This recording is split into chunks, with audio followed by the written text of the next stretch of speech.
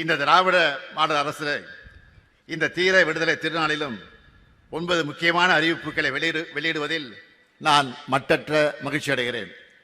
முதல் அறிவிப்பு, மாநில அரசு விடுதலை போராட்ட வீரர்களுக்கு தற்போது வழங்கி வரக்கூடிய மாதாந்திர ஓய்வூதியம் 22,000 ரூபாயாக உயர்த்தி வழங்கப்படும்.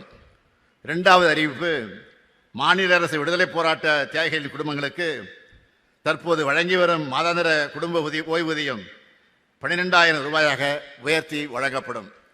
மூன்றாவது அறிவிப்பு, வீரபாண்டிய கட்டபொம்மன் வழித்தோன்றர்கள் முன்னாள் ராமநாதபுரம் மன்னர் முத்துராமலிங்க விஜய ரகுநாத சேதுபதியின் வழித்தோன்றர்கள், சிவகங்கை மருது சகோதரர்கள் வழித்தோன்றர்கள் மற்றும் வாவு சிதம்பரனார் வழித்தோன்றல் பெற்று வரக்கூடிய மாதாந்திர சிறப்பு ஓய்வூதியம் 11,000 ரூபாயாக உயர்த்தி வழங்கப்படும்.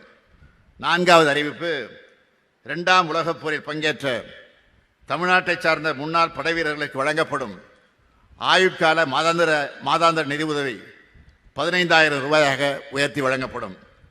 ஐந்தாவது அறிவிப்பு, 2ஆம் உலகப் போரில் பங்கேற்ற வீரர்களின் கைம்பெண்களுக்கு வழங்கப்படும் ஆயுட்கால மாதாந்திர நிதி உதவி 8,000 ரூபாயாக உயர்த்தி வழங்கப்படும்.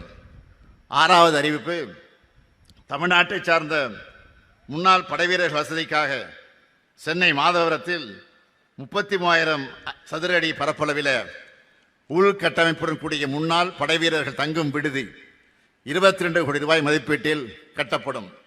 ஏழாவது அறிவிப்பு, தமிழ்நாட்டின் மலைப்பகுதியில் செயல்படுத்தப்படும் கட்டணமில்லா விடியல் பயண திட்டம் மாற்றுத்திறனாளிகளுக்கும் விரிவுபடுத்தப்படும். எட்டாவது அறிவிப்பு, ஓட்டுநர் பயிற்சி பெற மாநில அளவில் ஒரு பயிற்சி மையம், மண்டல அளவில் 2 பயிற்சி மையங்கள் மற்றும் மாவட்டத்திற்கு ஒரு ஓட்டுநர் பயிற்சி பள்ளி ஆகியவை தொடங்கப்படும். ஒன்பதாவது அறிவிப்பு, தமிழ்நாடு கட்டுமான தொழிலாளர்கள் நல வாரியத்தில் பதிவு பெற்ற தொழிலாளர்களின் குழந்தைகள் கல்லூரியில் படிக்கும்போது திறனை மேம்படுத்தி வேலைவாய்ப்பு பெற நவீன தொழில்நுட்பங்களில் 10,000 மாணவர்களுக்கு 15 கோடி ரூபாய் செலவில் இணைய வழியில் திறன் மேம்பாட்டு பயிற்சி வழங்கப்படும். இந்த 9 அறிவிப்புகளும் விரைவில் செயல்படுத்தப்படும்.